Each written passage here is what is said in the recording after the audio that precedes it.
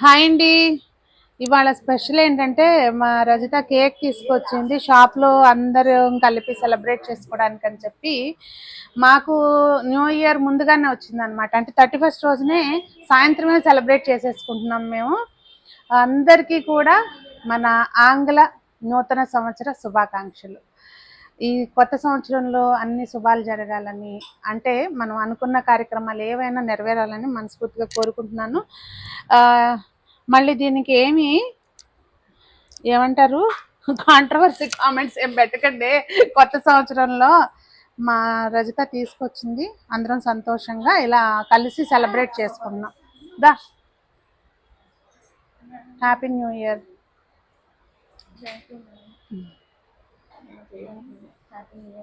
Thank you.